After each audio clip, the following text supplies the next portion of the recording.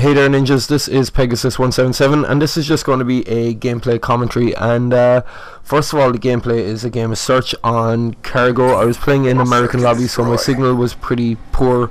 At best it was 2 to 3 bars. A lot of the time I was on a 1 bar connection, but I think it was still pretty alright gameplay. I didn't get too many long distance shots, but I got a few up close and personal kills, so yeah, anyway, while that's playing in the background, I'm just going to have a quick little discussion.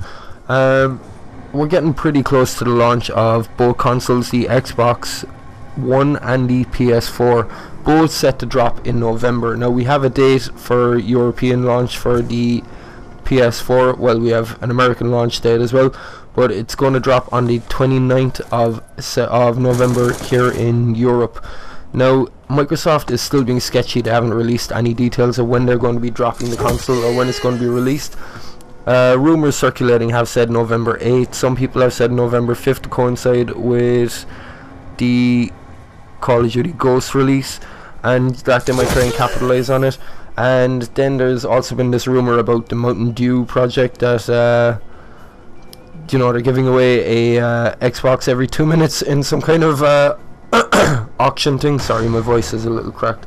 And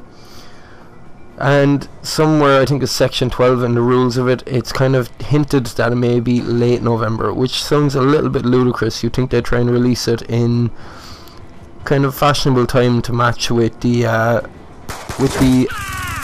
you know, to compete with the PlayStation 4. I have both pre-ordered and I'm really looking forward to testing both of these out. Now, a lot of people will kind of argue about specs and things. I, for one, don't think the specs are going to make that much of a deal. You see, people seem to have this idea because they hear that you know, PlayStation is using GDDR5 and Xbox is using GDDR3, that PlayStation has better specs. Well, that is true in a way, but people kind of don't seem to understand the actual science behind it. I mean, like, from a developer perspective, the Xbox One is actually much better for them to design games for, just basically because it will have a lower latency. Okay, I'm going to get a little bit scientific here, okay? It's GDR3 is a double pumped and produces 2 bits of data per clock, which means you get a larger and more expensive memory bus, but well, ideally it would be a larger and more expensive memory bus, but the reality is they went with a 256-bit and ideally it should have been a 512, but this still creates for a lower latency, and they also have the ESRAM to offload with. Now, the GDR5 is quad pumped and produces 4 bits of data per clock, but it's on the same cheaper memory bus of the 256, and it's at a higher latency. So when it comes down to it, these two kind of really, they cancel each other out. It's going to be pretty equal when it comes out. Now, you're not going to see difference. Like, the only way you see differences is going to be on exclusives, and let's face it, 90% of the games are going to be multi-platform. That's like, the majority of games are multi-platform every year, and they're the only way you can compare. You can't compare an exclusive for PS4 for an exclusive for Xbox. You just can't do it because the game only appears on one console. But yeah, so in terms of specs, I'm skeptical. I think that it could go either way, and you know, it's hard to tell really at the moment. PlayStation have dropped a bundle, and this was kind of annoying me all along because Xbox had the higher price tag. Okay, we all know that. They were pricing it at 500 against the PlayStation's 400, but you were getting a game with that, and that was the one thing that used to tick me off, was that people were arguing that PlayStation is cheaper, but people didn't seem to realize you didn't get a game with it, which would have brought it up by an extra $60 automatically anyway. I mean, like, you're not going to buy the console and not get a game. Now, they're after bringing out a bundle, and the way the bundle is working is you are going to get Killzone, the console, 2 DualShock controllers, and the PS camera in that bundle for the same price as the Xbox One bundle. So it's kind of after evening out really. I mean, you're not going to buy a console on its own for 400 and a game for 60, so you're bringing it to about 459, when you can get a load of extras for an extra 40 bucks. I mean, you're not going to do that. So they kind of brought in a kind of a smart marketing ploy with that. I mean, like, that now means I know for a fact that I'm going to be spending €1,000 this November. I'm going to be spending 500 on the Xbox One and 500 on the PS4. I'm just kind of a little bit pissed off that PlayStation didn't just say it initially. Like, you know, instead of making me think I was going to be buying it for 950, getting the 2 consoles, they could have just said straight out front, you know, it's going to cost you 500 realistically. That was a little bit annoying, but yeah, it's just, you know, this thing with the whole console war has kind of gone crazy, and these are pretty much evenly matched. I mean, everything that Xbox brings out, PlayStation brings out something to match it, and likewise if PlayStation brings out something, Xbox brings out something to match it. I mean, like, I only read today that Xbox announced that yes, we will too be doing remote downloading and remote purchasing, which is something that PS4 announced a couple of weeks back.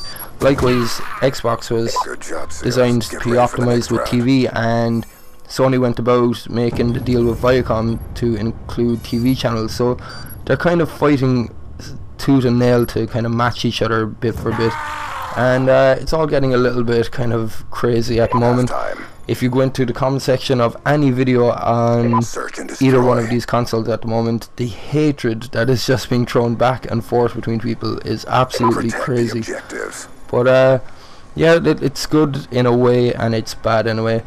There's a lot of, like, you know, misread facts. People don't seem to realize, like, even to this day, people still don't seem to get that you're actually going to be paying to play online with the Xbox, or sorry, with the PS4. I'm still seeing people who don't realize that yet, and a lot of people are just kind of throwing around comments and things and saying this and that and not actually knowing the facts. But yeah, basically I'm just kind of really interested in see what both these consoles can do when they do come out. The only true test I think will be testing multi-platform games, buying a game for both consoles and actually comparing them, seeing what they're like. I still slightly favour the Xbox One. That's not to say that I won't be swayed when I get my hands on my PS4.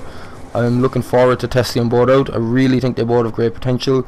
There is now rumours that PlayStation 4 are going to be doing a cloud system. It won't be available at launch, and maybe not early next year, but hopefully they'll have something in line by the end of next year. Again, this hasn't been confirmed. It's only a rumour that I heard from another YouTuber that they're after doing a deal with Rackspace, is it, or something like that, but they're one of the lead cloud engineers, and they're an offspring of NASA basically. So it'll be interesting to see what they come up with against Microsoft's like 8 million investment into cloud server or cloud processing.